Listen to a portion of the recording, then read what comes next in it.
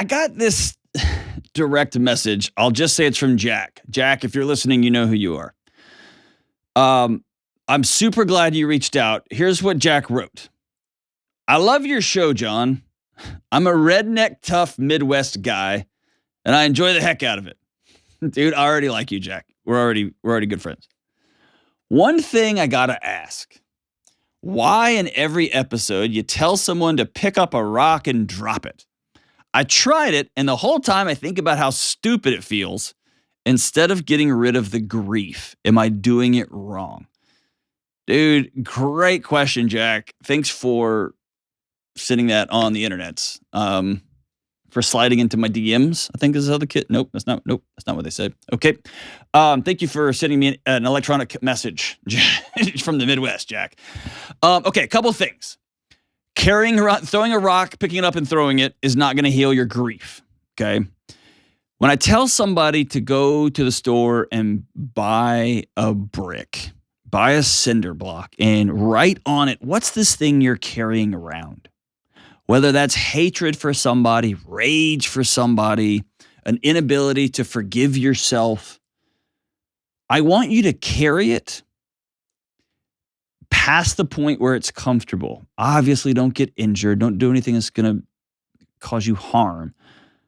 But I want your body to feel how heavy this is. I want you to carry it around to the part that your shoulders are heavy, your hands are heavy, it's scraping on your hand, it's just heavy. And then I want you to walk all the way you can to the back corner of your backyard. For some of you living in condos or apartments, that's not a very far walk. You may go out to a park. For some of y'all in a big place, it might be a long walk. But the whole thing is a miniature pilgrimage from where I am right now to I am going down and I'm going to set this thing down. And when you set it down and you stand up, that lightness, that freedom feeling, I want your body to get a tiny little glimpse of what it's going to feel like when you're not carrying around somebody else's anger, when you're not carrying around somebody else's bad decisions that they made, that you still hate that drunk driver that took your dad 14 years ago or 7 years ago. That anger and that rage is not helping your dad come back. It's not further punishing the drunk driver. It's just making your life more miserable. And so, Jack, dude, it's just a metaphor for how heavy these things are that we carry. We don't realize that the poison that we carry has a physiological consequence. Every time we spin up and think up about that drunk driver, our body starts the threat response system again, and let's dump cortisol and adrenaline into the bloodstream and get this sucker fired up again because we got to fight or we got to run from something, and there's nobody to fight anymore. There's nobody to run from. You become your own worst enemy. And so, Jack, it's just simply a metaphor. Walking out in your backyard and just picking up a rock and being like, I looked at a bad website and then throwing it on the ground. That's not the point. The point is to say, I'm carrying this thing around and I want to stop. And it also is not going to assist with your grief at all. In fact, it will amplify your grief. It will free you up to finally feel. I'm trying to think. Sometime whenever I go rucking, I've got my Go Ruck bag and I've got it filled with some weights and I go walk. It's so heavy and all I can feel are the straps in my back. All I can feel is my shoulders tense and me hunched. It's just so heavy. I don't feel how much my feet hurt and how much my knees hurt until I take it off. I drop that thing and then I realize, oh, that's how tired I am.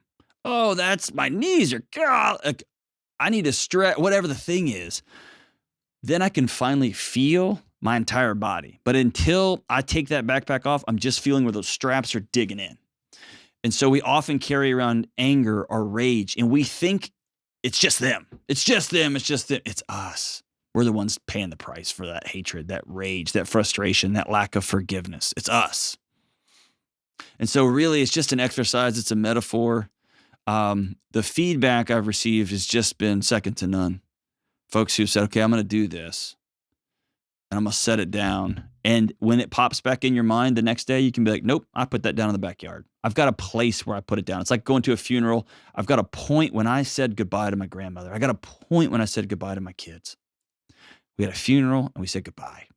It's that process. So, thanks for your question, man. I love you, dude, and I hope you come visit us here in Nashville sometime. I'd love to. I was gonna say buy you a cup of coffee, but it's free here in the lobby if y'all ever want to come visit. But thank you so much for that question, Jack. Everybody, you got something in your past that's haunting you that you've done that was done to you? Try it.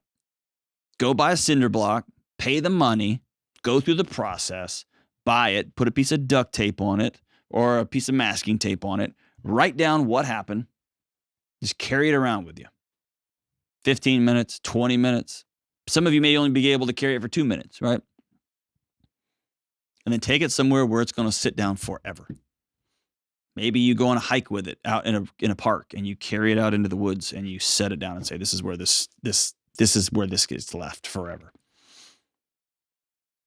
And then every time you think of it in the future, you realize, it's already over there. Give that a shot. Let me know how it goes.